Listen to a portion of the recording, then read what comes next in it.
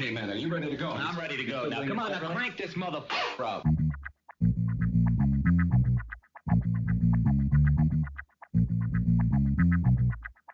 Break it down like this.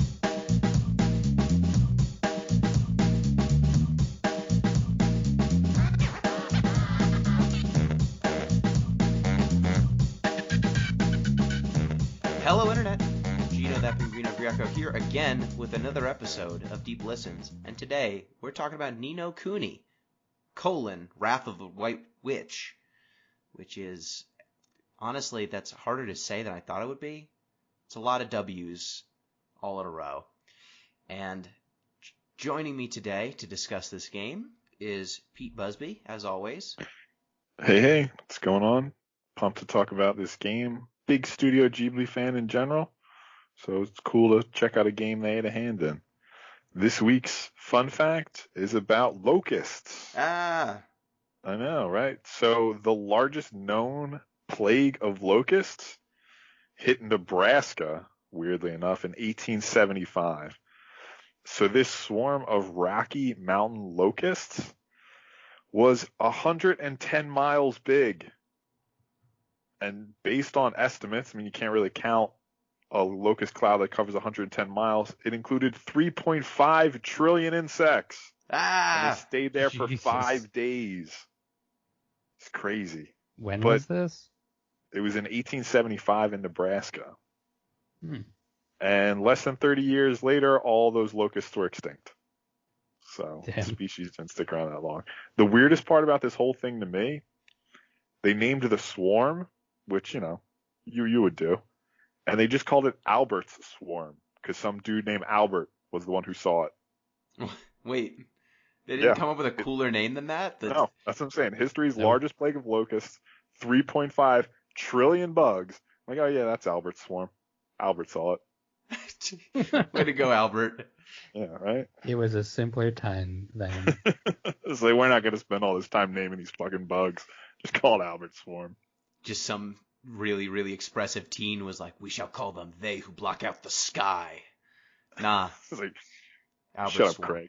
It's Albert's swarm. Shut up, Craig. Albert saw it first. Craig, the next time you see a swarm, you can name it they who block out the sky. Oh, man. I wonder if they were just too good. They just ate too much stuff and extincted themselves or what. Yeah, I don't know. Did people take pitchforks and go into the mountains to hunt down the locusts? We can't have this again. Wipe them off the face of the earth. It's too creepy. Honestly, it was 5 days of nightmares. That other voice you heard is M. Palladino. Hello. Hello. Also a big fan of Studio Ghibli, so I've been looking at this game for a while. It was not available for a long time after I initially heard about it because it was Japan only, and then eventually it turned up on Steam, and I was like, oh, we should try this. So, yeah, good times. I was hoping you were going to say I'm a big fan of locusts. Also a big fan of locusts, but who isn't really? Who I'm saying. They're like grasshoppers, but better. Because there are more of them. And they fly real far, I guess. Have you ever seen a grasshopper flying and thought it was a butterfly and then been really disappointed when it landed? No. They're both terrible. Oh, right. You hate butterflies. I forgot about that. How do I forget about that? But yeah, every time I see some of the grasshoppers that I see around where I've been in upstate New York, they look like yellow-winged butterflies when they're in flight. Then they land, it's just a grasshopper. Not as fun. But enough grasshopper talk. Before we get into Ni No Kuni, time for, as always, the plugs for reaching out to the show. You can get at the show at Deep Listens Pod on Twitter, deeplistens.libsyn.com. We've got our comment sections, and deeplistenspodcast@gmail.com. We do not have any email feedback, though we did have some comments on our YouTube version of the podcast. And let me just go ahead and see if I can find this, because I believe you're going to be, Pete, you might be very interested in what this comment said. Nice. On the Carrion is Gross podcast, it says cutegirls.online. Okay. Yeah, sure. All right, Sure. all right, good start. Yeah. Let's see where this goes. Yep. We got another comment on a Kingdom Hearts. Wait, is that the whole comment? Yeah. That's great. Top notch. And then someone went back to our Kingdom Hearts podcast and posted good video. Hey, That's positive feedback. I like it. there Yep. you go. So there you go. There's some of the hot content we've gotten. Oh, we have a comment on a Chrono Cross podcast. Oh, right. This is the one that said, I hope you can do a timestamp when the discussion on the game starts next time. Never. We will never say. I mean, fair, but like this must be their first time listening.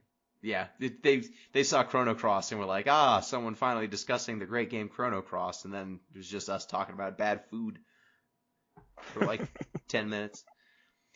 You can also support the show on thank you people who wrote in who are definitely real people. Thank you so much. You can also support the show on patreon.com/deeplistens. And if you did so, you'd get access to our Discord. And if you posted in our Discord, you might end up on the Discord report. The Discord report.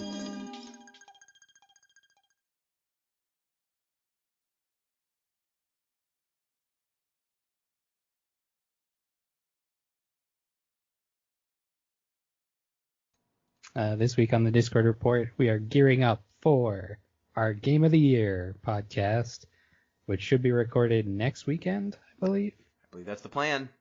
Yep. So Ni No a lot Kuni of- sneaking in there, qualifying. a lot of hot takes on what we should give awards to and what we should definitely not give awards to. A lot of contention on the Final Fantasy 13-2 podcast.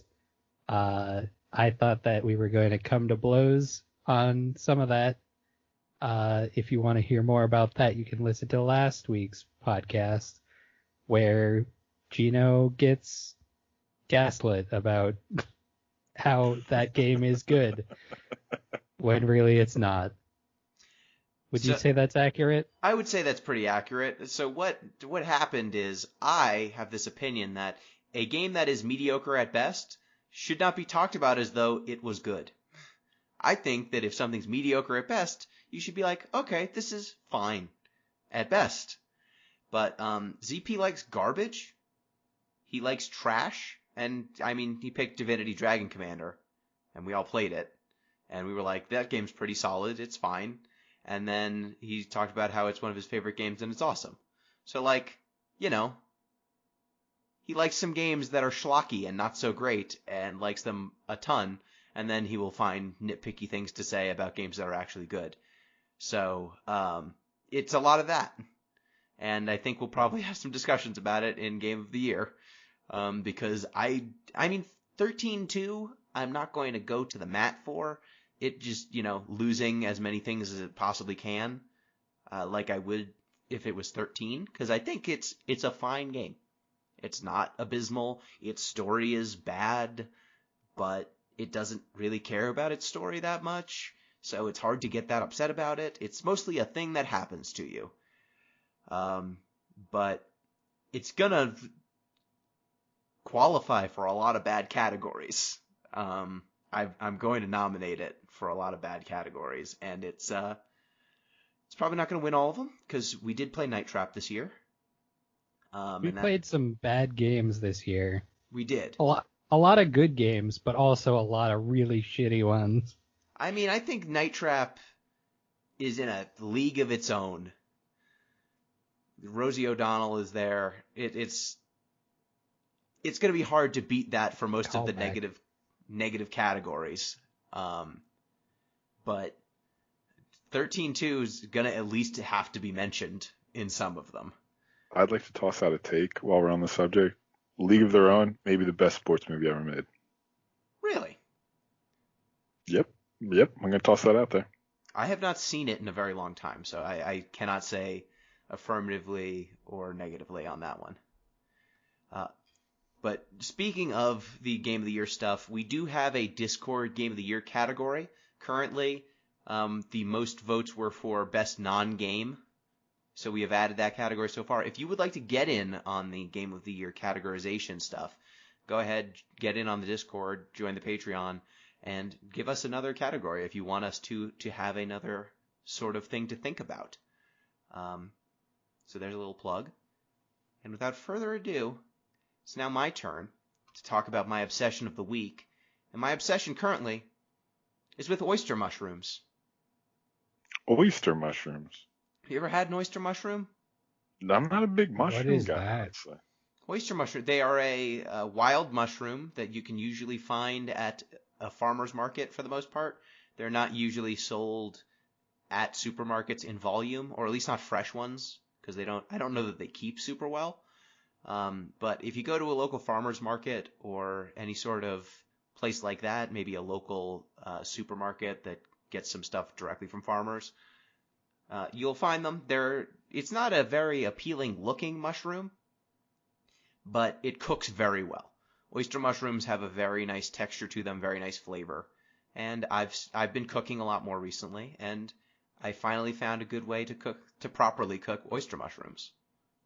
At first I tried sautéing them with oil and garlic, just on a regular kind of skillet, and I found that they ended up very dried out and chewy if you did it that way. Trick is, if you put a lid on whatever saucepan or skillet you're using to cook them in, and use that and occasionally just stir them, it'll maintain the moisture and they'll be very tender, very nice to eat. So all you need to do, just oyster mushrooms, little olive oil, heat it on like a medium heat for 2-3 minutes, throw a lid on it, add garlic, and then brown it for about 5 to 7 minutes. Take it off and you'll have a perfectly cooked oyster mushroom. Nice. Good tip.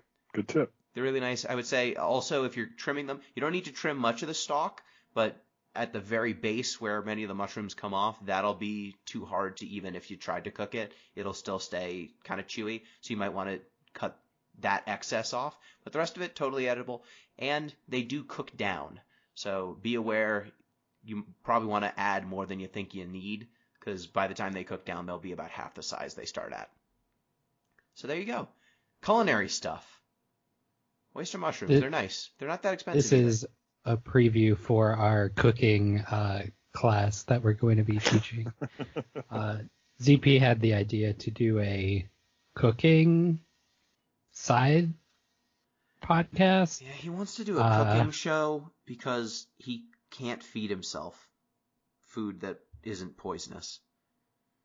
And Just roast vegetables. It's easy. It's super easy. I don't know, but he doesn't believe in vegetables. It's a whole lot of stuff. So he wants... We have larger issues then. What'd you say? There are larger issues then. Like, we need to tear this down to the foundations. Well, he keeps threatening to eat things on the community endurance run this year, and I keep telling him, no, you can't have dog food.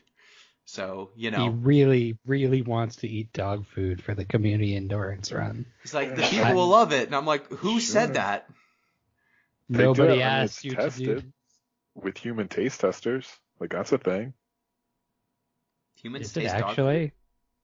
Yeah, they use human taste testers for dog food. Yeah. Why?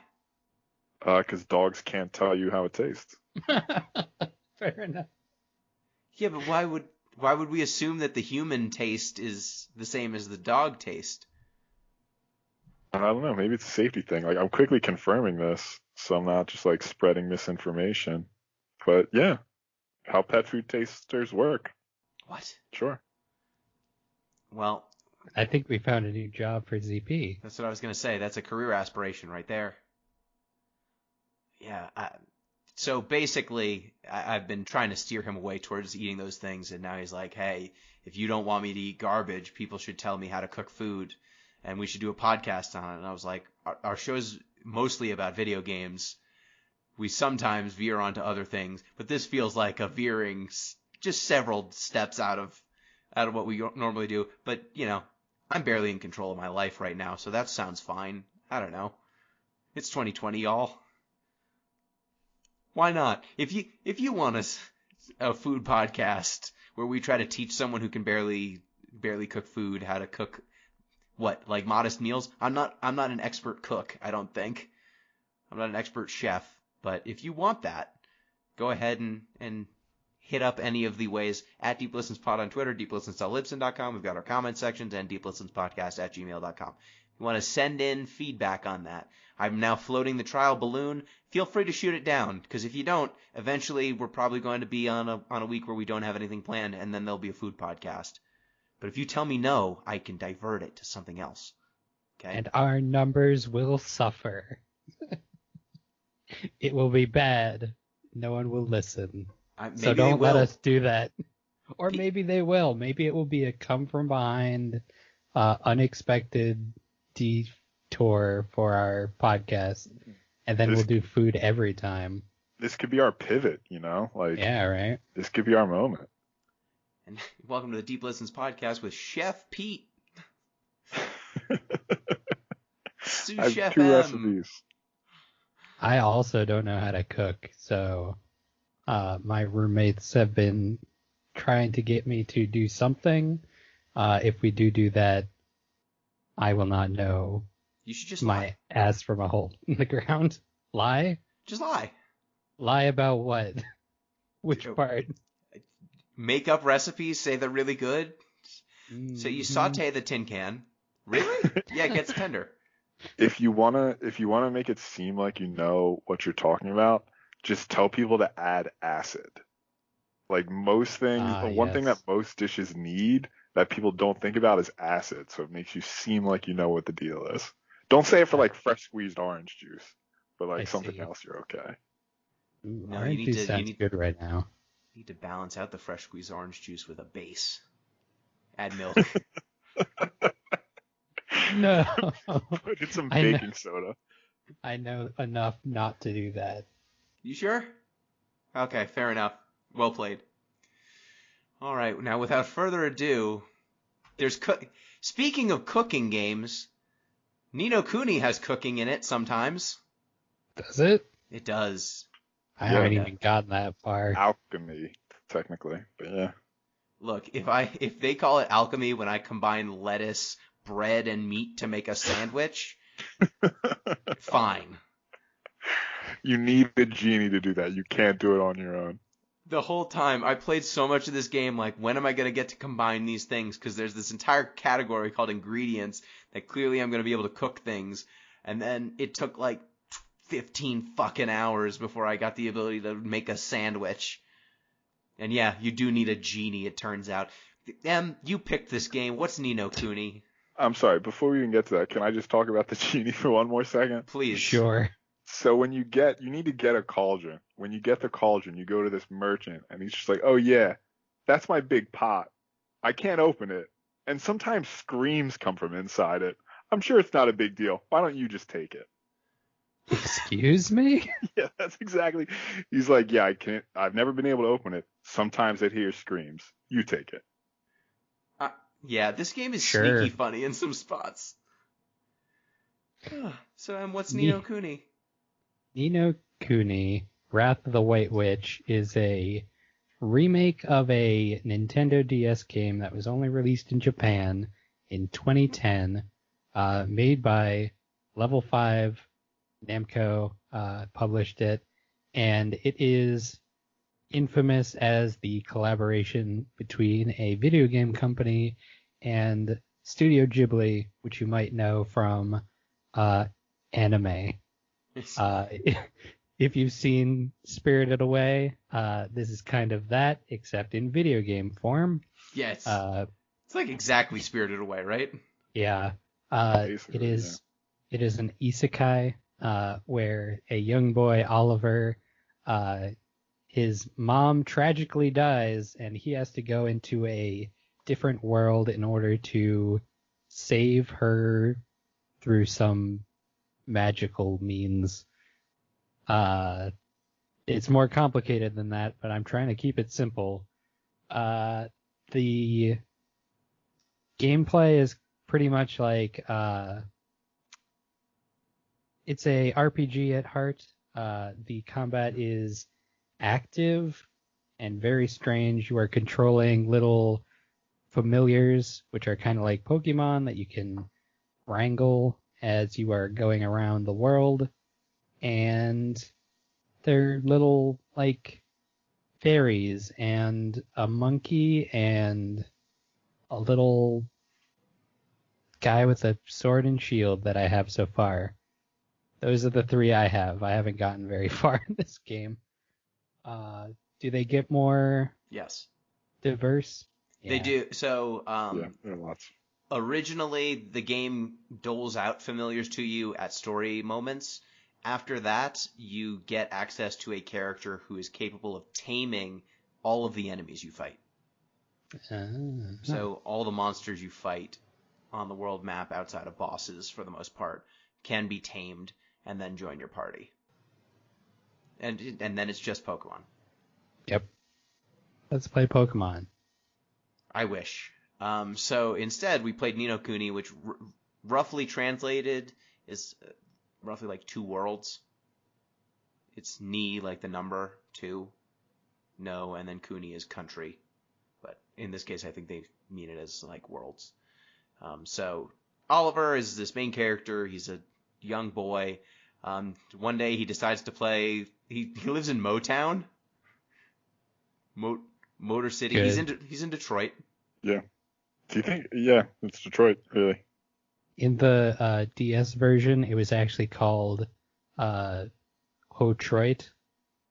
Like Really? hot roid. Because hot rods. And also Detroit. Yes, and also Detroit. Yeah, Because so there are cars there. it's called Motown. It's fake countryside, kinda. There's cars. It's kind of I don't know. What would you call it? Like 1920s or 30s level Yeah. technology, kinda. Yeah, it's like Americana, like sort of soda jerk sort of vibe, right? Maybe I'm Yeah. thinking it's a little later than it is, but it's something around there. Yeah, and like the one of the only spots you go in town before the game kicks off proper is a local, what would you even kind of a soda jerk deli sort of place that's run by a nice lady. That's like the only basically. grounding I see. There are garages. So Oliver and his friend one day decide that they're going to play with a race car that his friend built. Like he got a stock car that he put together on his own, this child. And they decide they're going to take it for a drive. And then the car is sabotaged by a magic witch from another world. And that causes Oliver to spin out, crash into a river. And then his mom comes and saves him. But her weak heart gives out after saving her son from drowning. So she has a heart attack and dies. Yeah, like this In is the- like it's seemingly a children's game, and you watch your mother die 10 minutes in. Really, it's really graphic. Yeah. She like clutches her chest, falls to the ground. Everyone's like, "Oh my god!" And you're just a 8-year-old boy? Like, oh, I caused this. Yep. It's like the like townsfolk they're like definitely shocked, but they're also like then like, oh yeah, well, she had a weak heart. As if it were like comprehensible. They brush it off real quick. Yeah. If she dies, she dies. Yeah, they have they just move on. Like this kid, after your mom dies, well, first off, she's like, Oliver, just never, always be a good boy. Dies in moments after, I guess they take her to a hospital or a doctor or something. She dies, and then you're just living in your house alone. This 8-year-old boy is just left home alone. People sometimes seem to check on him, but that's it. Yeah, they bring him a pie at one point, That's probably enough, right?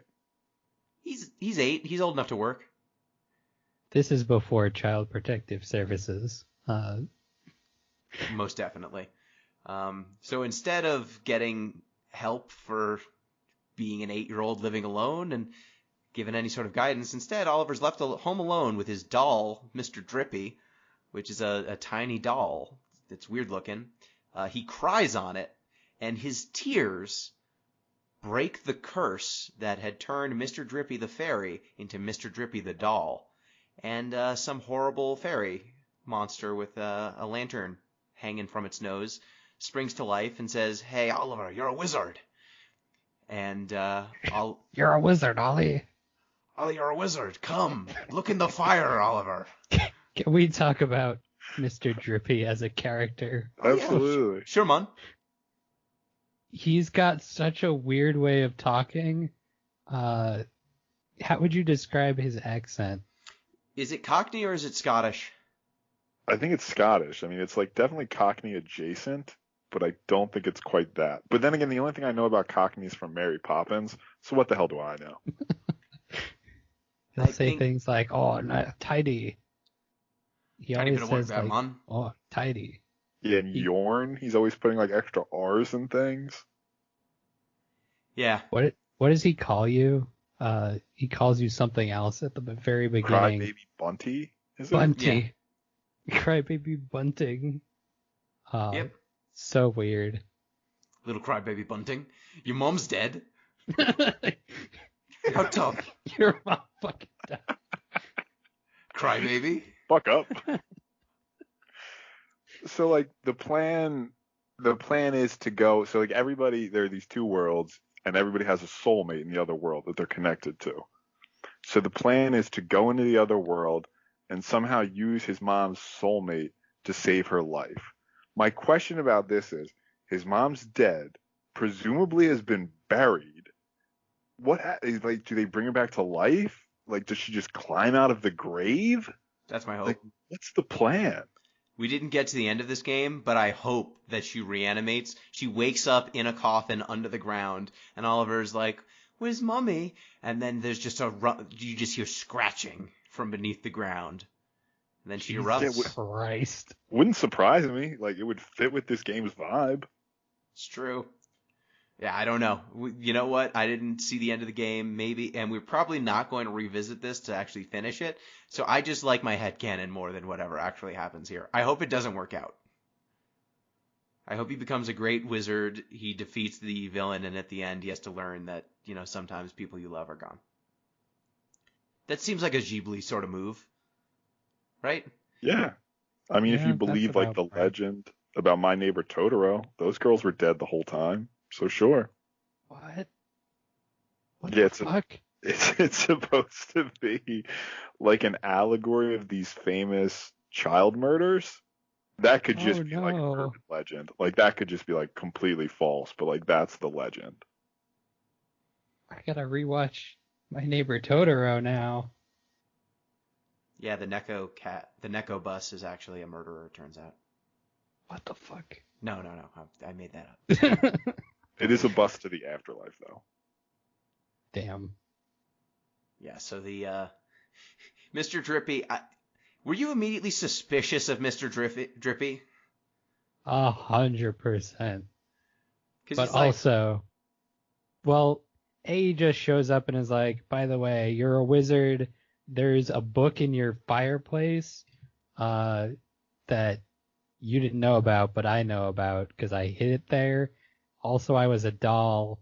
Also, there's a wizard you gotta go kill for me for revenge, I guess." Yeah, pretty much. And That by the seems way, to be his whole thing. I'm king of the fairies too. I don't know if I mentioned that part. Yeah. That's you when mean- he lost me. Drippy, High Lord King of the Fairies? Yes, that's our guy. I mean, at first Oliver's like, "No, my mom just died. I want to stay here." And then Mr. Drippy's like, "Your mom? Wait a second. Is that a picture of your mom? Oh, I know her soulmate. It's fine. Just come with me. I might be able to get your mom back. I can bring your mom back to life. What do you need? What do you need to get me to get you to open that book? What do I need to tell you? I got that drip." I'm gonna tell you some lies about how there are soulmates.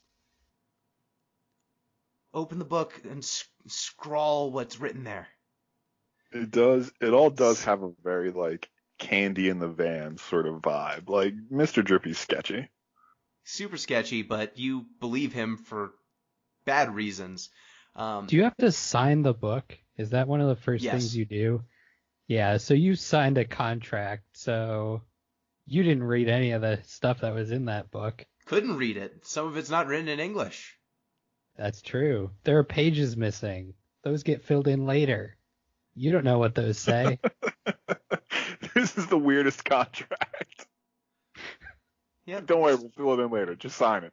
I especially like that Mr. Drippy was like, sign the book, but you can sign whatever you want in there. Like, you don't have to sign Oliver. You can sign, Fatty Pants, whatever you want.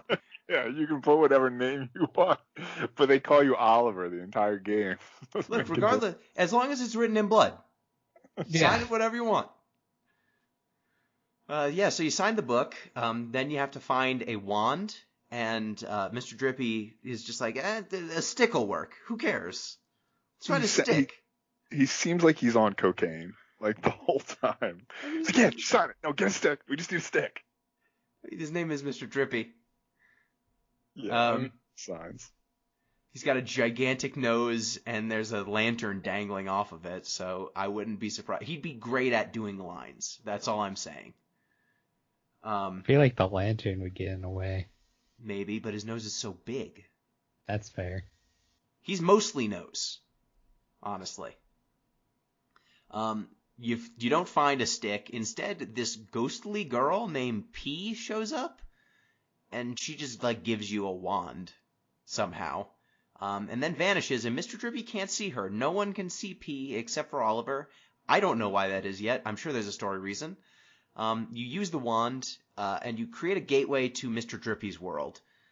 Once you arrive there, you are immediately attacked by a monster, and you beat it to death with a stick. And then you start on your grand adventure, because it's a call to adventure. Perhaps you've heard of the hero with 1,000 faces. It's one of those. You get to a town. What is the first town? Ding Dong Dell is the first town. Yes. Everything, just brace yourself now. Everything's alliteration. The whole game. Yeah. A lot of alliteration and a lot of, it's not onomatopoeia. What would you call what's going on with meowjesty and moojesty? What is puns? Yeah, I guess. They're just puns, really. Just puns. There's a lot of puns in this game. The first town you arrive at is ruled by a cat king, and he is named his Meowjesty. And you have to save him. You have to get a wand from him because your stupid stick's not going to work for very long. So you basically can't cast any good spells with a stick, which is fair. So the first thing that I noticed as soon as I entered the world and had to go on your first quest, which is going to a forest and talking to a big tree, moving around on the world map is painfully slow in this game. It's a very big world, and you are very small. Yes. The movement, it says that in order to run, you just have to, press the thumbstick all the way forward. But that just seems like a normal pace. There is no hold B to run, which fucking sucks. Takes forever, and you can't outrun any of the monsters that will chase you down. You can eventually unlock a faster movement speed on the world map. You have to do side quests to unlock the ability to move slightly faster on the world map. But I found that even after unlocking that speed increase, I still could not outrun certain enemies. And this is a game where you can see all the enemies you fight on the world map and in locations. But if you can't avoid them, it's not a random battle, but you're going to have to be forced into a fight. And I didn't find a way to run from battles. I don't know if there was one. There's a run. You got to be on Oliver to do it. He's the only one who can run from a fight. I knew this because I kept getting fucked up, and so I had to find a way to not get into combat every step of the way, especially in the forest leading up to the second town, which is really weirdly long. I kept getting jumped, and so I figured out, Oliver is the one who runs. There's a chance that you get stuck in combat, and if you get stuck in combat, you get, the equivalent of stunned for a little bit. Cool. Yeah, which I'm running from battles because I don't want to die, and my health is probably already low. So I love just having to stand there and do nothing for like 5 to 10 seconds every time I try to run. It's my favorite. Yeah, this game has weird pacing. I feel like everything takes about an hour to 2 hours longer than it should. And the opening of this game, I mean, it's not FF13 levels of bad pacing, but it is definitely one of the slowest paced games I've played in a long time. It was about 15 hours before all of my menu options were unlocked, just to give you an impression. I still don't have one of them. Yeah, that menu option that you're missing is the genie, is the alchemy. And you don't get access to alchemy until you've already got multiple characters in your party, like you've unlocked most of the other features.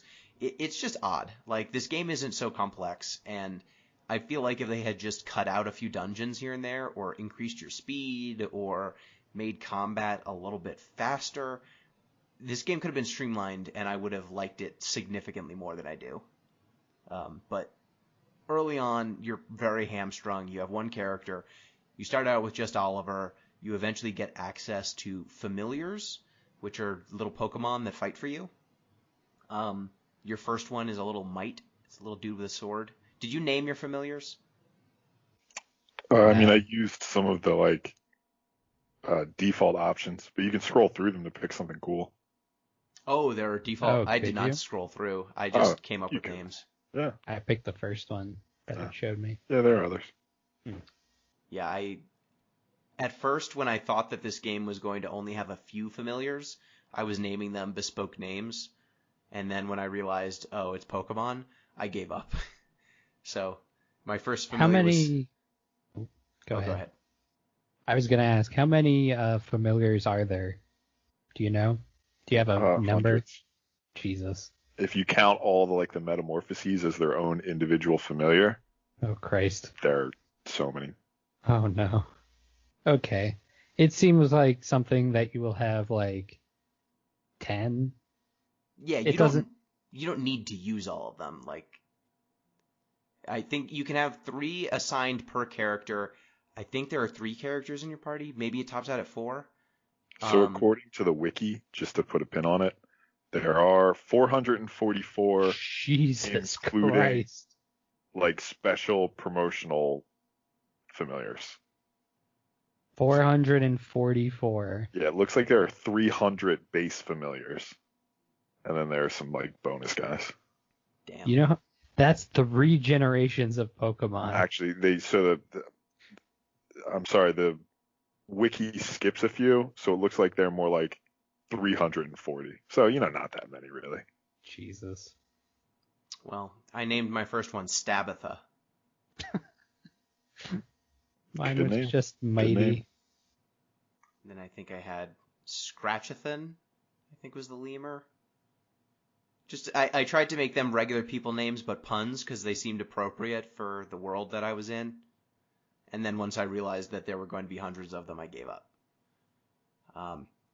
Yeah, so once you get to, you get a wand, you meet a tree. The tree has an unsettling face. It gives you a stone that talks to you. And it's just a tutorial stone. It tells you, things that you've seen before, which is nice. That's actually a pretty decent feature. What did we think about, the combat? The actual combat? Because it's not actually a turn-based RPG. It has some, active time battle stuff going on, but you're also moving in a 3D space. So, where you're standing is important. If an enemy's attack does not make contact with you, you don't take damage. Same thing is true of your attacks. If they don't make contact, they don't deal damage. Pressing most of your actions will just, delay you for a few seconds. You're committed to doing an action for a certain amount of time. And I found that most of this game, the parts where it's action-y, responding to an attack by defending in time, or responding to an attack by evading, all of that stuff felt too clunky to line up properly most of the time. Yeah, it's so finicky. there are times when, like, there's a targeting on the enemies, and you can end up in a situation where you are targeting an enemy and there is another enemy between you and it, and because it is a physical object, you will swing your sword at the enemy that's between you and your target, and it will not hit either of them because you are out of range of your target, and it won't hit the one that is in between you because it's not your target. It seems like if you are going to have this, like, active battle system, it needs to be made in a way where it's not, like, it just doesn't work like that. You got to be able to hit something right in front of you. Otherwise, what's the point of, you know what I'm saying? Yeah, moving around in the 3D space, evading Yeah. things, having attacks. Like, there were attacks that I have on some of my characters that seem like they would hit an area, but they Yes. sure as hell don't. They just Yeah. they can only actually hit the thing you're targeting. So, like, I had a dragon familiar who one of their physical attacks is just like flying into a crowd, just, slamming their body in. And if I did that, and if that animation came out and there was something between me and my target, I would not damage it, even if it was an enemy. Or if I went into a crowd and it made contact with 3 enemies, I would only actually damage the one I was targeting, which leads to this really weird experience. It looks chaotic. It doesn't behave the way you would hope. It feels a little bit like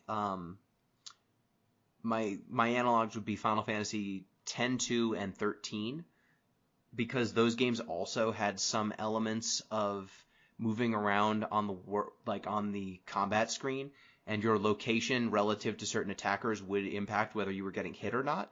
But in those games, you couldn't move your character at all. It would just be happenstance. Like, you could get really unlucky and your character would decide to stand right next to an enemy that's going to mess them up. And if they have just stood like 2 feet back, they wouldn't be getting hit by attacks. Ni No Kuni at least allows you to position your characters a little bit, so you can avoid that, like, the worst of those sorts of mechanics. But it had a lot of the same downsides. Because as the game gets more expansive, as the combat involves more characters, it becomes a real pain in the ass to position your characters properly. Like, navigating between I've played up to 3 characters in my party at the same time. Jumping between each of them, making sure that they're doing the right commands, they have the right familiars out, and that their characters are well positioned to actually damage things.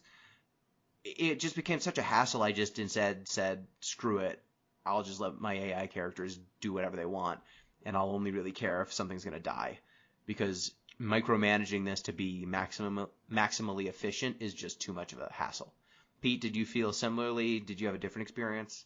No, that's basically what I was going to say. Is like the whole thing is just a lot. Like, there's just so much going on, and it doesn't, like, control that seamlessly. There is a moment later in the game, like 20 hours in, where you get a new button input where you can switch all your characters to all attack or all defense with one button press, which seems like something that would be useful to get a lot earlier. Yeah. Like, I guess it doesn't matter so much when you only have one person in your party, but the second you have another one, it's annoying. Yeah, and, like, part of it is that the menus, the game only pauses the action when you go into a sub-menu or when you're switching characters. If you're navigating around on your command wheel, it does not pause. So if you're going from attack to defend, you need to do that quickly. Otherwise, you could just miss your window to defend. If you enter, like, a spell menu or decide to switch characters, then you have all the time in the world. And I just found a lot of the times I would see that I need to do a prompt for defending or evading, and I'd screw up on the menuing because I was on the wrong character or I was on the wrong attack, and the window is only like a few seconds for most of those cases, which would just lead to my character getting destroyed even though I knew what I was supposed to do, because the game's just clunky. Like, the UI is just not very snappy. Some characters cannot even defend against certain attacks. Mm-hmm. Like the monkey that you get as your first or second additional familiar, he can't defend at all. And so you will be in a situation where you have a attack oncoming, like you can see the boss is charging up, and then if you take the time to switch in something that can defend, it's already too late because there's a whole action to find the thing on the wheel, and then the thing coming in also takes time. So the amount of time that it takes is like exactly enough for the window. And then even once you get to the new familiar, you have to scroll over to defend. And I don't know if you guys were playing on what system were you playing on? PC? PS5. Oh, okay. I was playing on Steam, and the Steam controller, the movement is on the left stick, and the switching the menu is on the left, like, D-pad. Yep. So, yeah, you have to use the same finger to move between the menu as you do to move. So I would often get into situations where I would just be standing there as I'm trying to navigate the menu, or I would have to, like, reach over with my other hand and maneuver while I'm switching between menu options. It just felt weird to, like, it didn't flow. Yeah, there are definitely a lot of moments where things were controlled by the D-pad and not the thumbstick, where I was just like, why is it this way? Like, anytime you need to interact with text entry, which I gotta say, there's a lot of fucking text entry in this game where they just give you a text bar and a digital keyboard where you need to enter in an exact answer by hand. It's instead of designing this, and it's moments like that where I realize, oh, this game was designed for a DS originally, because I was like, oh man, this should really be a multiple choice thing where I'm mousing through options on a menu and then selecting one of them.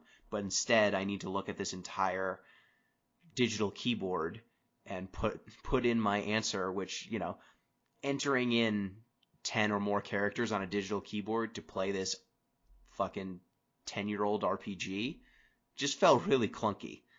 Oh, go ahead. Is that why the spells are the way they are?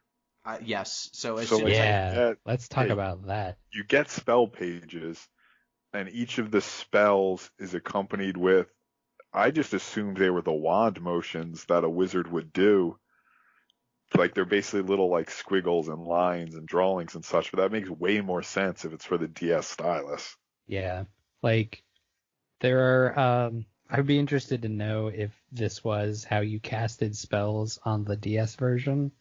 But there's basically no reason for the motions in this game. And even if there was, I don't think I remembered any of them. Do you think you could have replicated any of those? I could do gate. Yeah, that's about it. Gate offhand. That's the only one. I think, like, take heart, because it's like, oh, you make a little heart and then you draw a line. But other than that, it was just so, like, maybe I could do fireball. But that's only because you have to do it in dungeons sometimes. Mm-hmm. I'm pretty sure if I had to do the calligraphy, and those signs, those little symbols for the spells, they had, like, calligraphy where the brushstroke would start and where the brushstroke would end. So I'm sure that that's what they had you do in the DS version. But I think similar to, like, when we were playing The World Ends With You, and you had certain spells and things that required specific movements on the stylus, I could not imagine an active battle system that required that. And you saying that this game, the DS version, was turn-based, that makes way more sense. Like, adding in this little thing that you have to do every time. It almost feels like, the Sonic RPG that we played on the DS, that one required you to actually, it was like QuickTime events. Are you talking about Sonic Chronicles: The Dark Brotherhood? I am. Okay. Sonic Chronicles: The Dark Brotherhood. Right. TM. That one I think was just active, like little quick time events every time you did an attack. But yeah, there was a DS game that came out. I think it was one of the first DS games that actually was released, called Lost Magic. That was basically the same concept where you had to draw the sigils every time you casted something. And I remember that one. I played the shit out of that. Could I keep that in my head long enough to get to the end of the game? Probably not. I think I would just find one thing that worked and keep doing that. Yep. But yeah. I mean, that's what I did when I didn't have to consider memorizing brush strokes. You know? Yeah. Mm-hmm. I just did what was effective and then stuck with that anyway. And most of the spells you get a ton of spells in this game. I would say 90% of them are almost single use. Like you use them to accomplish specific puzzles, and outside of those very specific puzzles, which only come up a handful of times, you just don't use them at all. They're basically progress gates. Like they're designed to keep you from getting places you shouldn't be able to yet. Yeah, and they have story ramifications, like they have cool lore around them, but at the end of the day, it's, I got to person who needs X. Crap, I can't do X yet. Find spell that does X. Now achieve story.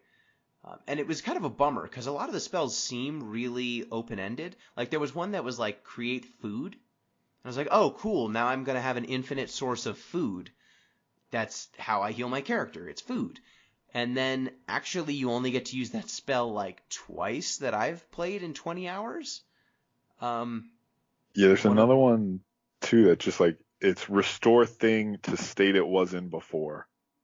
So it's basically like a localized time travel. And I was like, cool, I'll use this on the corpse of my mother. But I don't think the game wants me to do that. No, it doesn't even want you to do that on, like, broken robots you find. Yeah, there's a lot of moments where this game gives you a spell that seems really open-ended that you should be able to use, and then it's like, nah, psych, it's just when you're in a dialogue moment.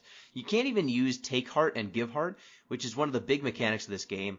The bad guy, Shadar, the Dark Djinn, at least he's the first bad guy. He's clearly the front man who you're going to have to beat, and then you have to deal with the White Witch later. But Shadar, he breaks people's hearts, which means he takes like some element of their personality and he leaves them broken husks of themselves because they don't have access to all of their faculties. And the mechanic to fix those people is you need to take elements of people's heart that they are in abundance of, and it's like almost like a transfusion of emotions is how I would describe it. You take from someone who has too much of something and then you give it to someone who lacks it. So the first example you have is there's a guard who is very unenthusiastic. He's very lethargic, and he's not letting anyone into Ding Dong Dell. But his counterpart, who's his subordinate, is very enthusiastic. So you take enthusiasm from the very enthusiastic guy, and then you give it to the unenthusiastic guy, and then he becomes a complete person again. How much would you hate that enthusiastic guy, too, if you were the other guard? Like, he's just sitting there doing squat thrusts the entire day long. Like, what a nightmare he must be. Yep. It's funny. Once Mr. Trippy explains that you can't take the same emotion. You can't take emotions from someone twice.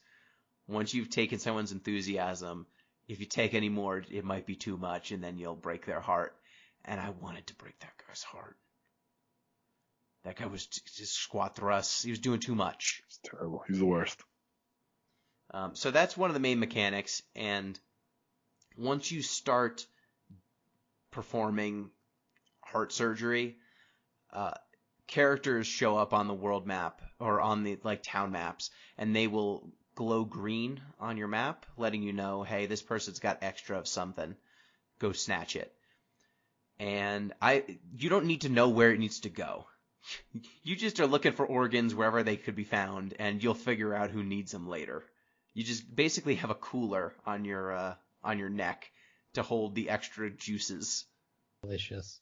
Yeah, I would basically, if I was leaving a place, I went around to see if anyone had anything extra, slurped it up, and then when I got to the next town, there would inevitably be someone who needed it, and I would just shove it in there.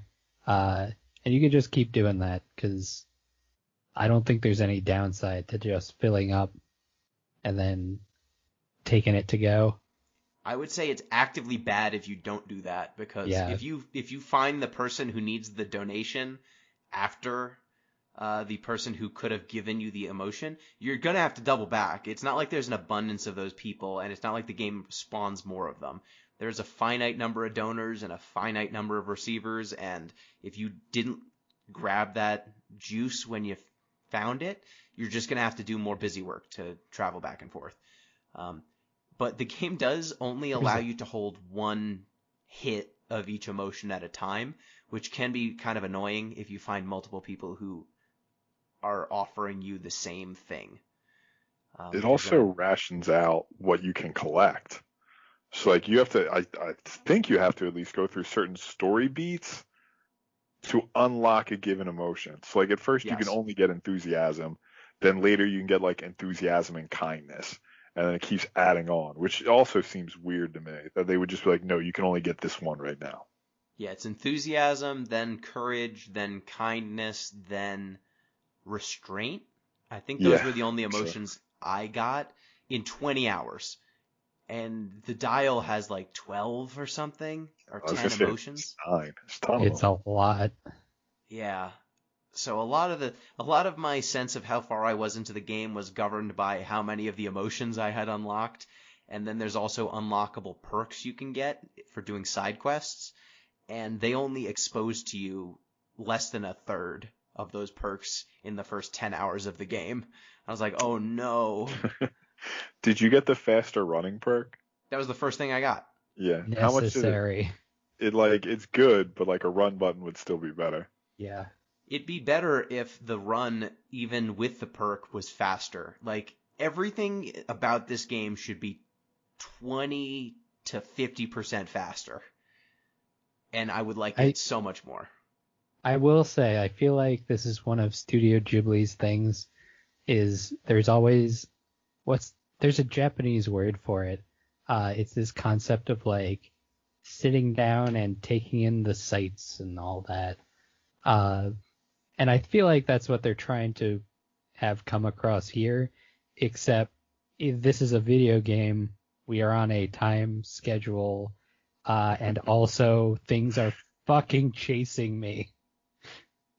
I'm trying to take in the sights on your world map. It's very lovely, but also there are dogs that are trying to eat me at every turn, so I cannot enjoy myself.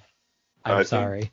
I think you're definitely right, Em, especially when you look at the opening, when you can pick like your difficulty level, and it's like, oh, you can pick normal, then it'll be a game, there will be battles, or you can pick easy, and there'll be basically no battles, and you can just check things out.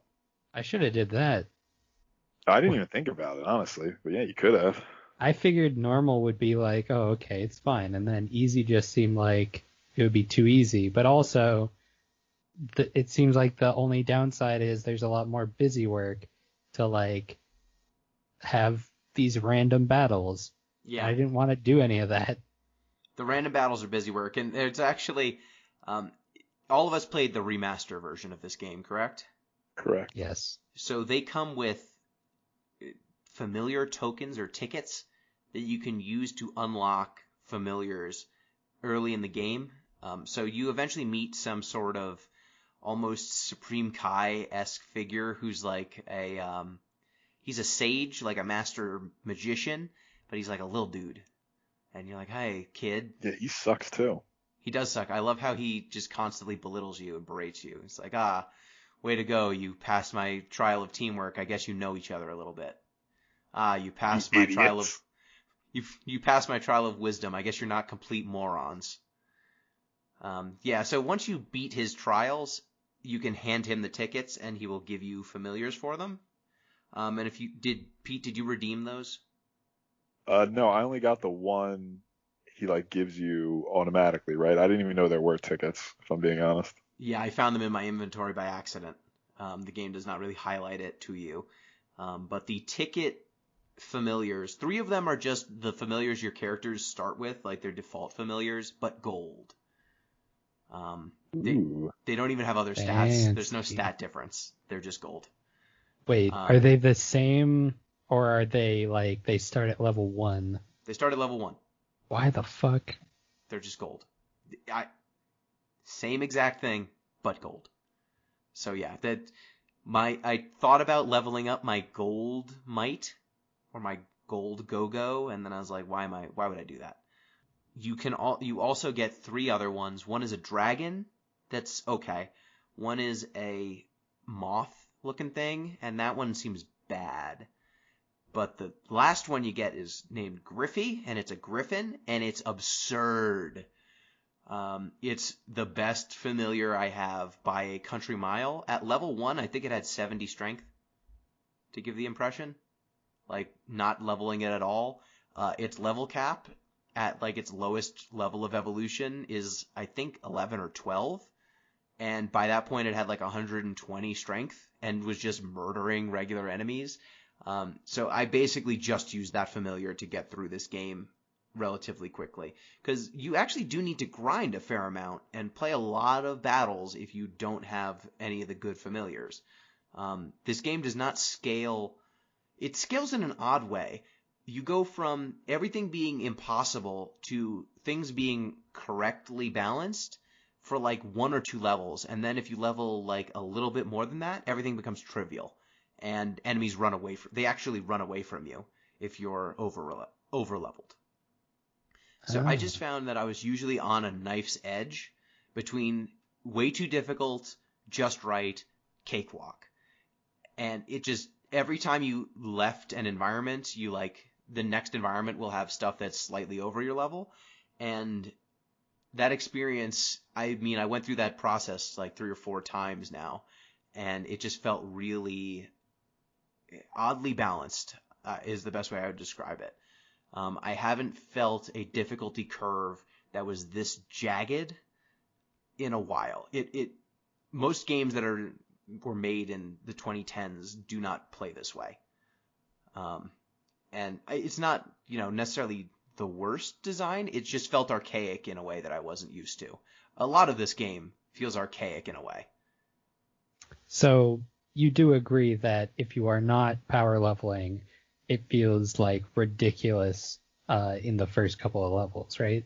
Oh, totally. Like, yes. It's not just me that I was like, why the fuck am I getting, like, I would take, like, you can't even trade with these fights because you will just take too much damage. You have to constantly be healing yourself. So I would just be, like, healing myself up to a level where I could, like, deal damage. And then I would be back down to, like, I don't know, in my 30s by the end of the fight. It was like, it felt like I was doing something wrong, and I was sure I was going to come on here and you guys were going to be like, oh, it was easy. No, it's much harder. So, the difficulty comes from being underleveled. The way that I was able to get this game to a place where I was feeling like I was doing well, was doing all of the side quests as soon as they were available so that my characters were leveled up and over-leveled, in fact, and then getting access to Griffey, who was just way, way, way more powerful than everything I was fighting.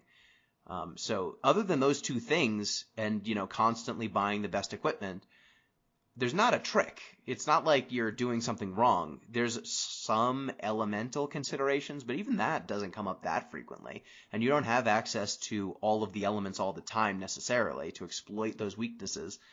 So it's just, are your numbers high enough? If they're high enough, you kill the enemies quickly. And if they're not, you deal like no damage.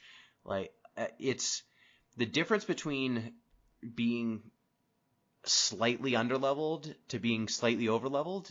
The band of stats that represents that difference feels like it's maybe 10 or 20 points in either direction. And if you're under that threshold, you're dealing sometimes like 3 or 4 damage. And if you're over that threshold, sometimes you're dealing 60. I don't know what the math is on the back end to determine what strength and defense stats do to each other in terms of the final damage calculation, but it feels like whatever the formula is, it's really precise. I don't like it. I don't like the formula they chose.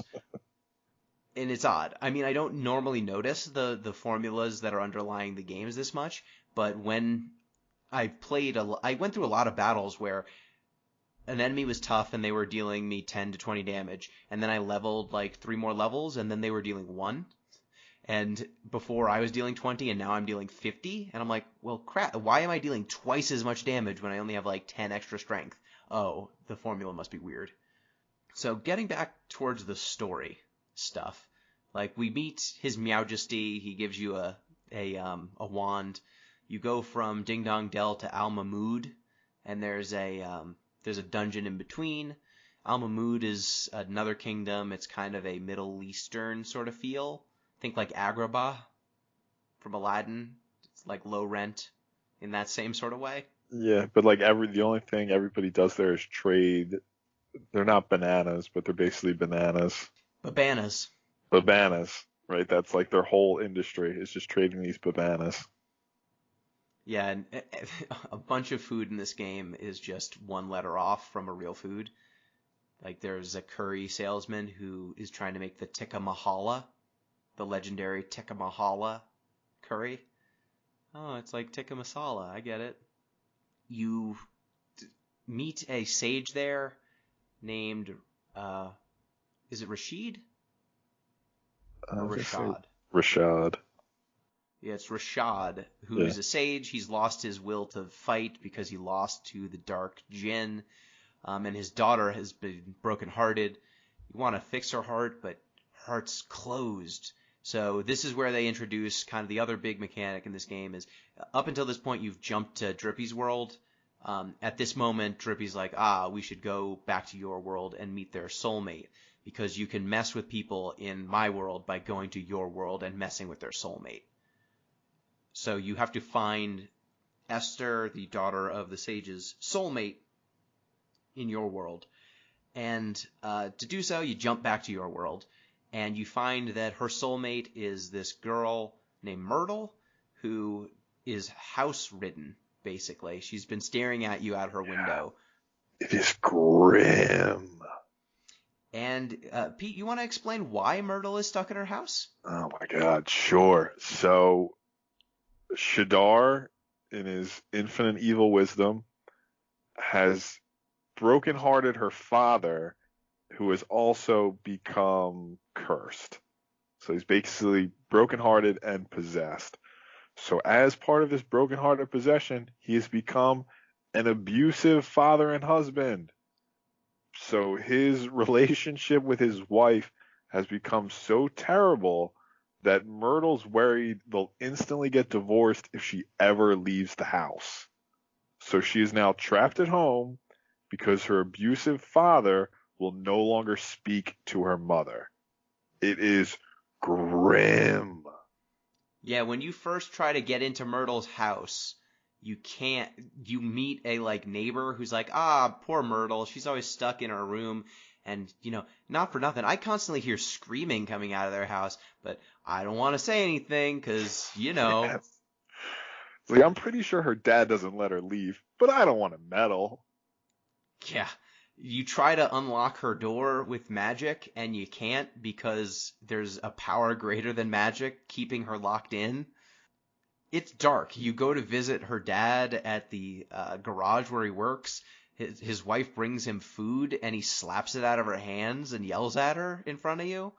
And then you have to solve his problems by beating the shit out of the demon that's possessed him, because Shadar took his kindness. Yep. And then you take kindness from his infinitely patient and loving wife and give it to him.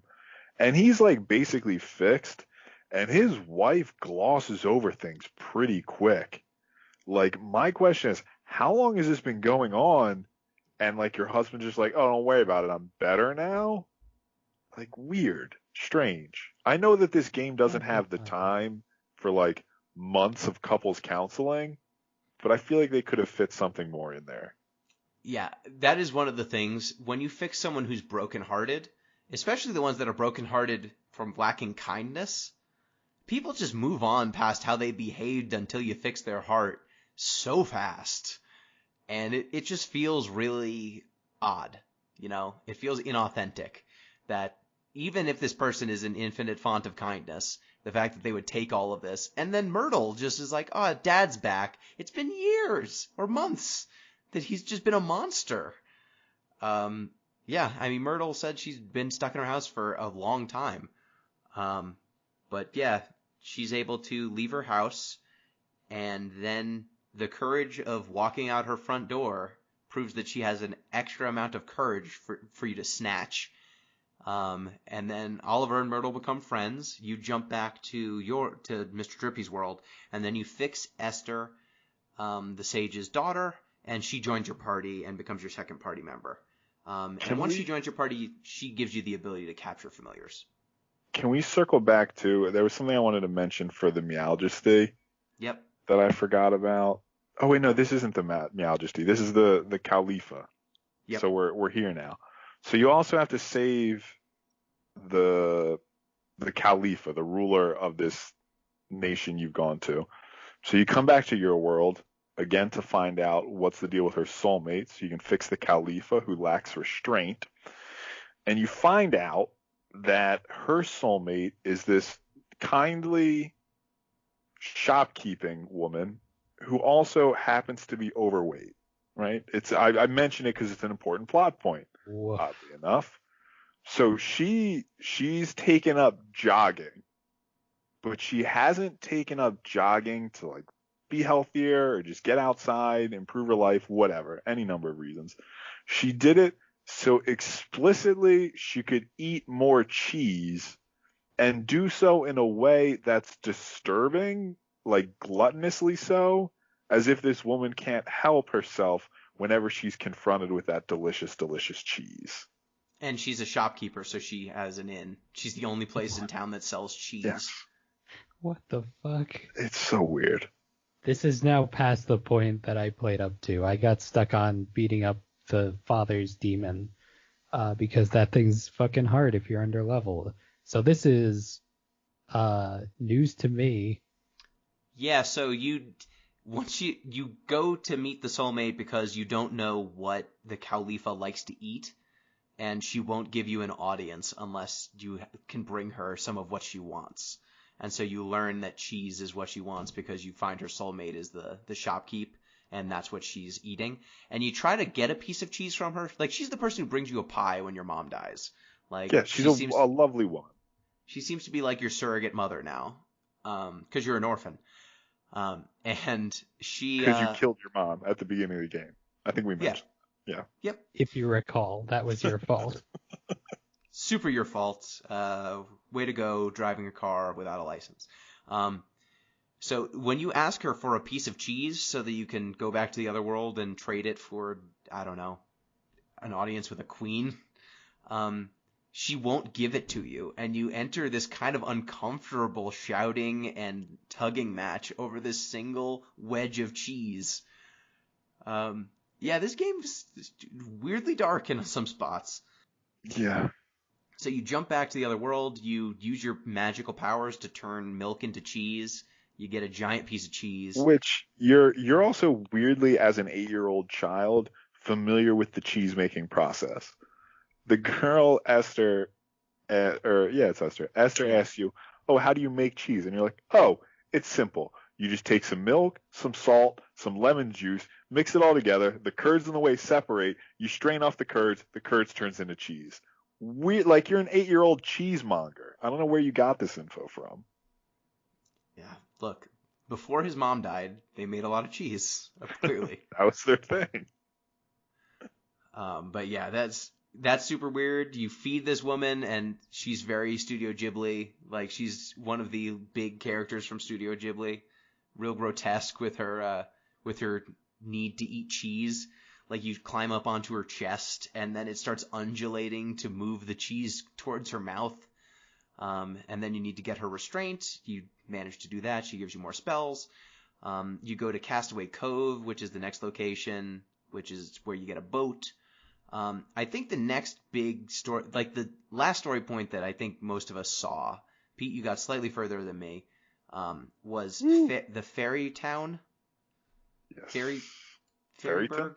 Yeah, fairy something. It's alliterative. Who gives a shit? Yeah, so you meet Mr. Drippy's family.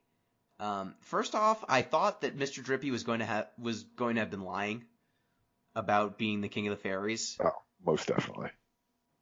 That would have been, well, they don't call him out on it if he was in fact lying about it. The fairy place looks like a little, almost like a Japanese festival, but in the woods. Like there's a bunch of booths that sell food and stuff. There's tons. It's honestly the most populated level that we've come across so far. Lots of little fairies. They all speak with Mr. Drippy's accent, which is hard to read. Oh, excellent. Awesome. All of the shopkeepers are also fairies, but they're dressed like the regular shopkeepers, which is kind of funny. And they have a open mic. Yeah, they have a comedy festival that's basically just constantly running. Weirdest part of that whole thing, the stage seems like it's alive. It is alive. Yeah, it has eyes and a mouth, and it keeps blinking. I don't know what the deal is with that. Its eyes follow you. Yeah, it's super creepy. It's called the Cavity Club. I don't like that. I guess for the teeth? Those are the teeth. Ugh. It's a tree with a mouth. But that's not even the most unsettling thing that happens in this location. Oh, no, not by far. No, we meet Mr. Drippy's mom. Pete, describe Mr. Drippy's mom. I honestly couldn't tell if Mr. Drippy's mom was the island itself that you landed on or just some sort of large mountain on it. But she's basically just a huge mouth and these giant eyes that's just sort of smashed there on top of the island. Yeah, and like two things that are maybe hands on either side. Feet? I don't know. She's a sentient hill, I guess is the best way to put it. Yeah, with a big old mouth. And she berates Mr. Drippy for not visiting and stuff. And just lays into him, which is really funny. But she asks something of you. Pete, what does she ask of you? What is your mission in this fairyland? So, Mr. Drippy's mom is pregnant with a lot of fairy babies.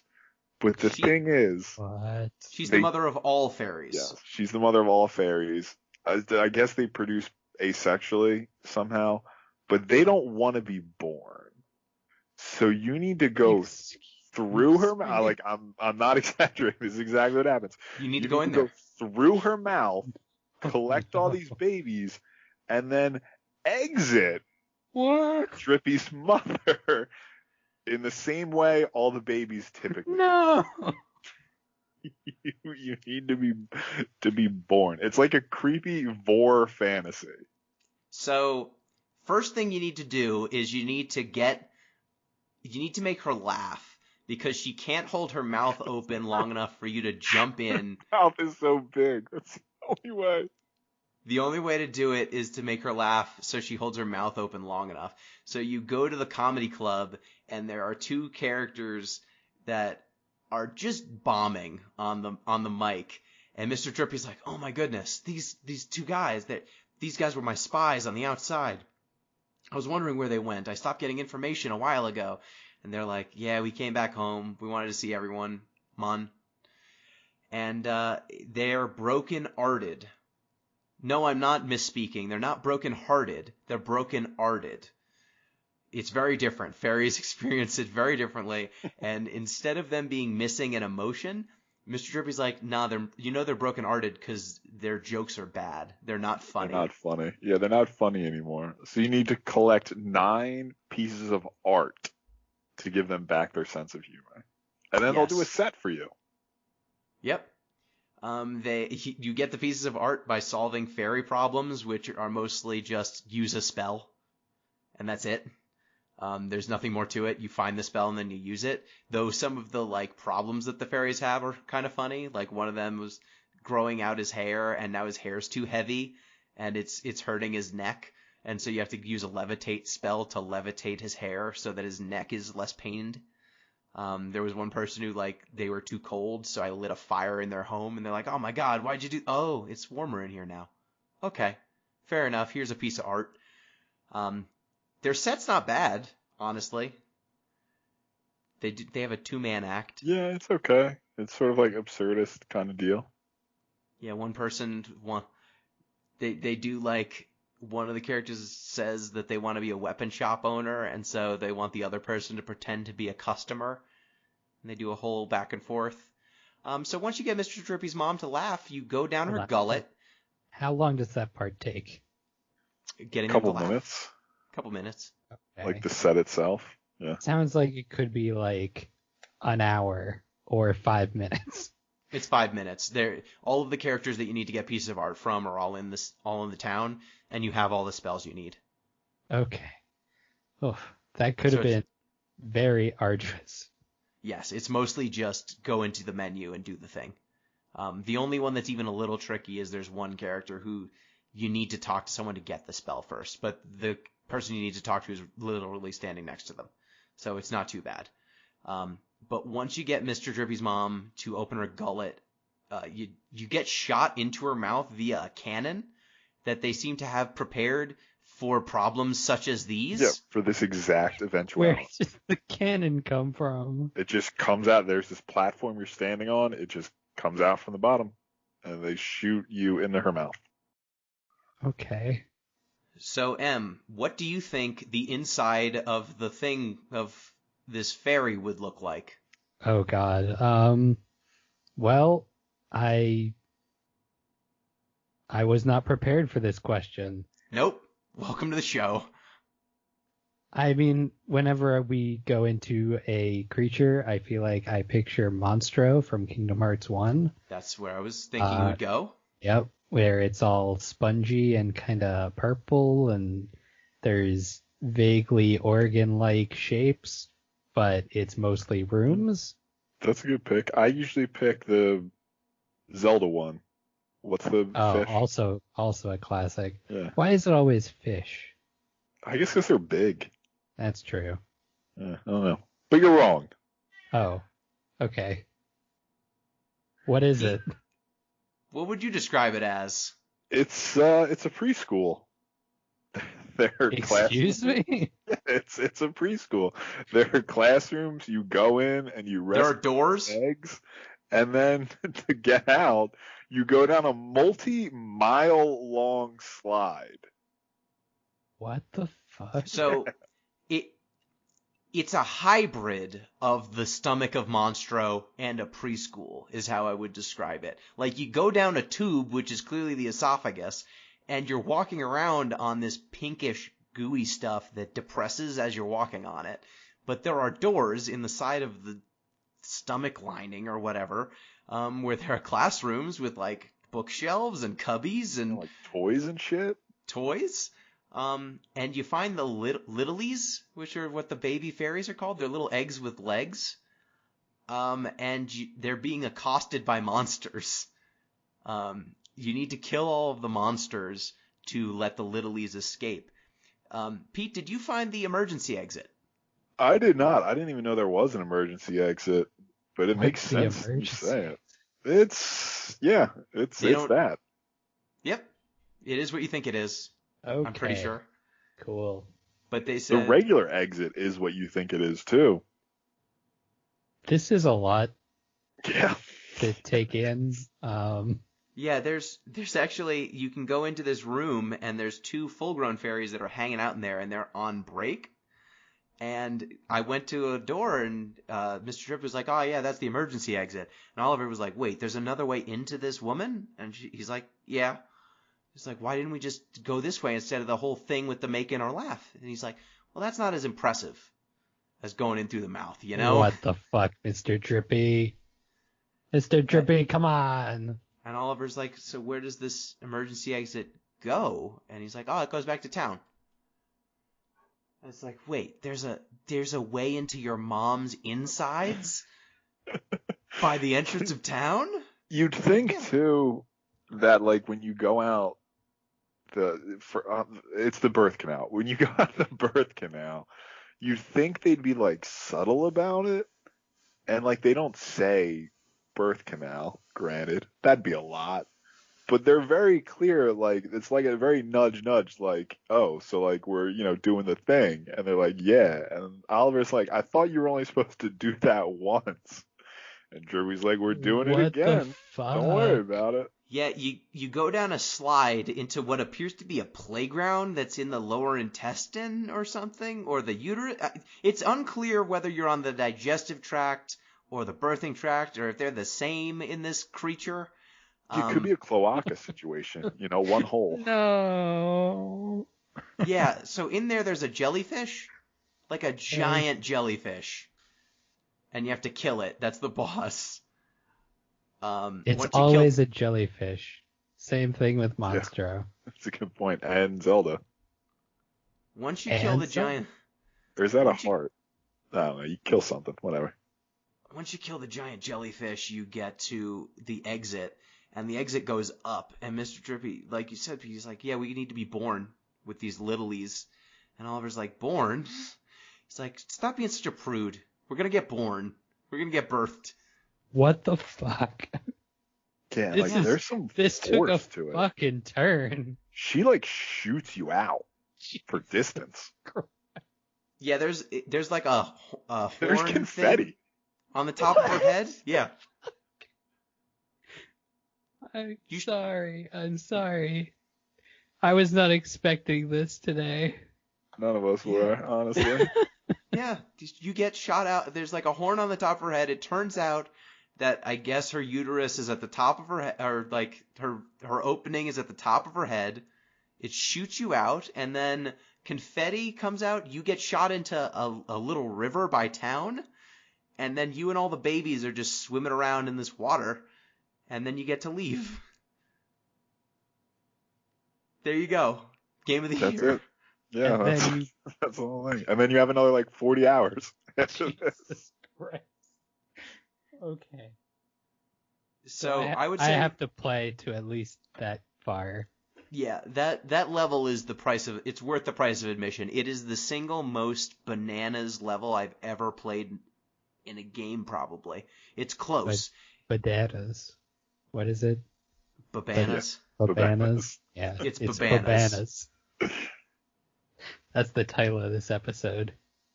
Yep, Ni No Kuni, it's Babanas. Yeah, it's I don't know that I need to see more than that. Like after this level, you get a boat, you get to boat around. Everything involving Shadar seems lame. The next location, Hamlin, is a techno-utopia where everyone is under the thrall of some sort of evil despot pig. Because it's a Studio Ghibli production, so there has to be a weird pig. There have to be pigs in there somewhere. Quick sidebar: what's everybody's favorite Studio Ghibli? Probably Princess Mononoke for me. It's dark. I really like Castle in the Sky. Solid picks, both solid picks. I like Princess Mononoke a lot. Mine's actually Porco Rosso. Good choice. Yeah. I've not actually seen Porco Rosso. It's good. I've only seen the screenshot where he makes fun of a Nazi or a fascist and says, well, at least I'm a pig and not a fascist. Yeah, that one's good. Yeah, That's pretty much the whole movie. Yeah, you're right. It's a good summary. But yeah, this game, I don't like the combat. It's too slow. I don't especially like the loops, like the side quests, the equipment, the crafting system. Like, it's a game that feels held back by many of its most gamey parts. If it was an adventure game and all I had to do was go to these cool locations and maybe cast the spells to fix people's brokenheartedness, and there was just no RPG combat, I think it would be a better game. True. I think the thing that punched home what I liked and disliked about this game the most is that I felt myself waiting for when it switched back to hand animation. Like when that happened and it switched from computer graphics to just drawing, I was like, ooh, yes, this again.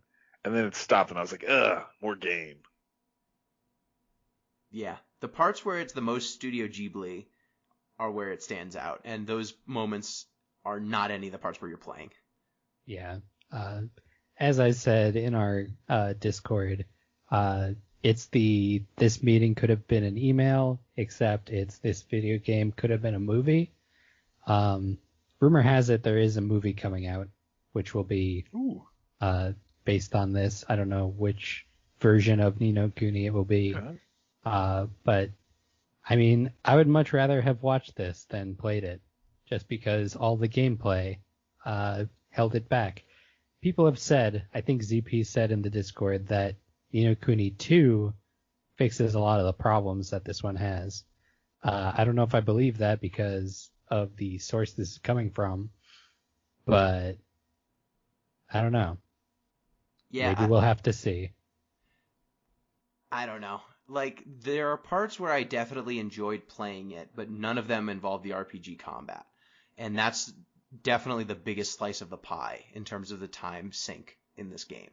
You have to engage with that combat. And maybe if you play on easy, you don't. And if that's the case, I would pick easy 9 times out of 10. I probably should have just dialed the difficulty down. But just having those really cool Studio Ghibli touches on some of the cutscenes and some of the locations made this game bigger than it would have been if it was just, I don't know, like Dragon Warrior sort of aesthetics. So yeah, any other thoughts on this game? Because I feel like it's a like 2 out of 5 RPG grafted onto like a 4 out of 5 world. Yeah, there's definitely the bones of something very cool here. It's just like not really the right thing for it. It is like, I know we've said it this whole time, but it is weirdly dark. And like maybe that's the vibe they were going for. There's certainly some dark stuff in Studio Ghibli, but it wasn't quite what I was expecting, honestly. I honestly appreciated it. Like, there's a lot of moments that felt a lot more authentic and real than I expected. When I first got to Ding Dong Dell, I expected everything here to be the most generic high fantasy story. And then just getting these incredibly personal moments interspersed with it. Like, even the moments that we were just talking about, like Mr. Drippy meeting his family, and then after that encounter with his mom and everything, your party members say, we should probably just leave Mr. Drippy here because he's with his family now. Like, we can handle it. He's been missing them for years. Like, we should just leave him on his own. And he actually, like, befriends the little babies that were birthed alongside you. And they're like, oh, let's let him be a family man for a bit. And then he chases after you and he's like, no, you don't leave me behind. You are my family as much as those other fairies are, and we're going to do this together. And just having those little moments that made all these characters feel so much more fleshed out than they had I expected them to be, I should say. I expected this to be very perfunctory, and it wasn't. And that worked for me. I don't know that I can recommend this. Like, it's so long. If this game was shorter and punchier, I could recommend it without hesitation. Given how they decided to go with the gameplay, I think that you really need to be down for the RPG elements. And unfortunately, that gates you to seeing the cooler stuff. Yeah, It's a shame. Or you have to get a lot of mileage out of like getting and metamorphosizing familiars, which isn't really all that interesting.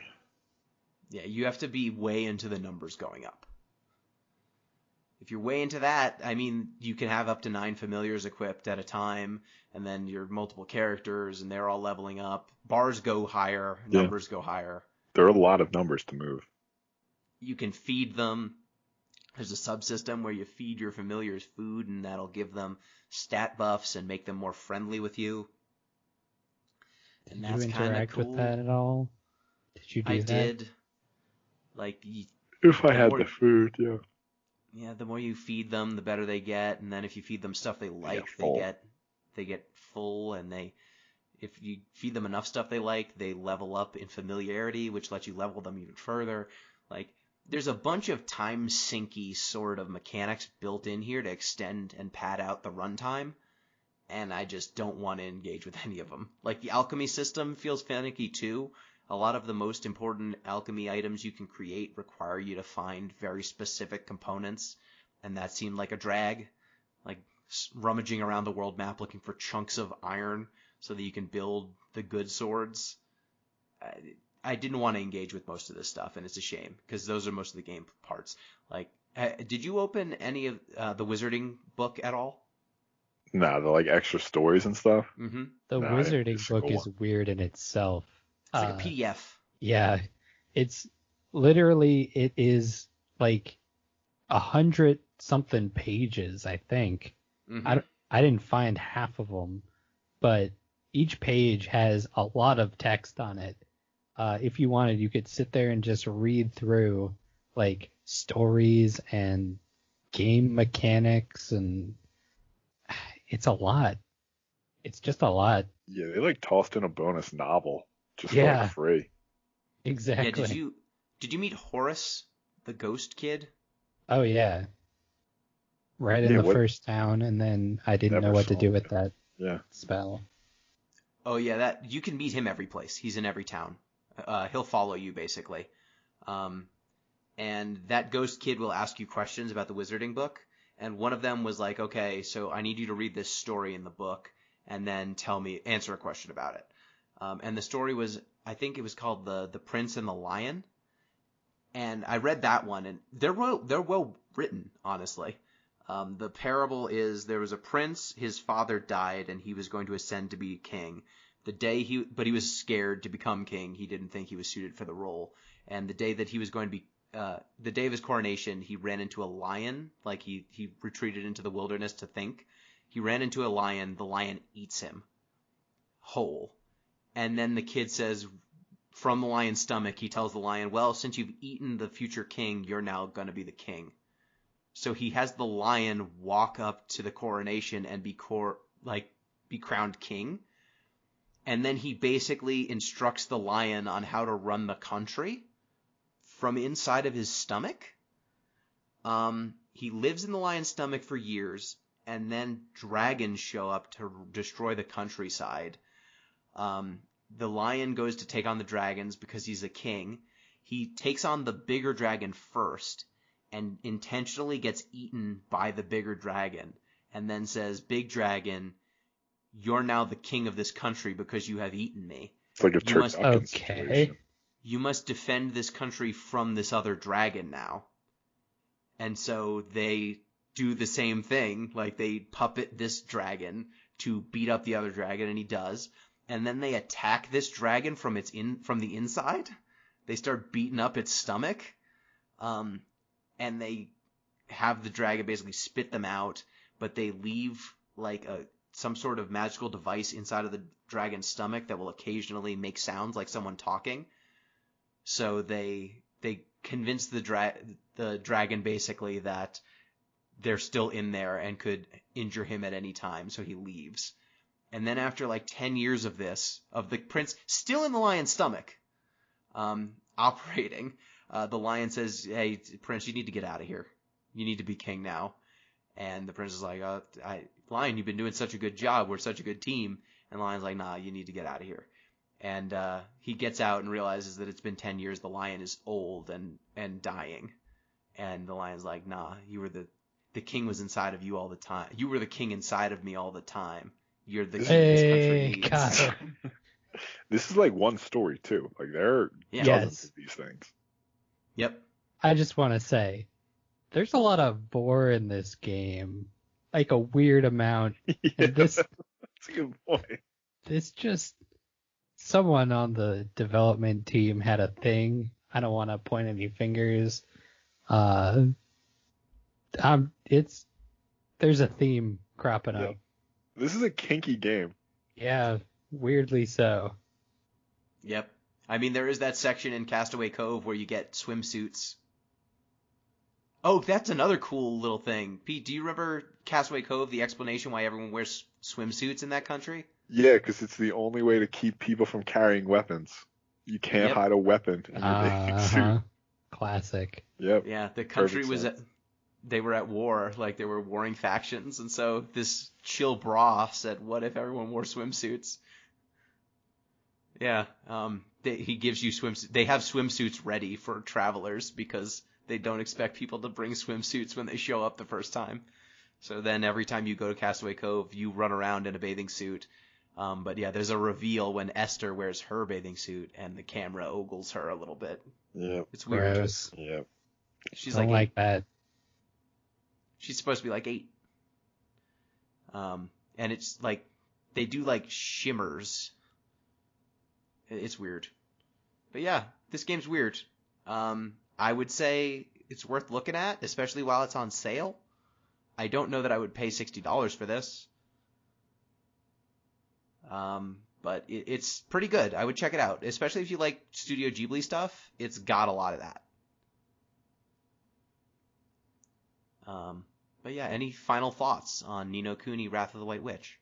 Nah, I mean, like you said, game worth checking out, but it's got its misses too. If you are a fan of Ni No Kuni, Wrath of the White Witch, and think we are doing a disservice to it by only playing the first, third, write us an email. I dare you.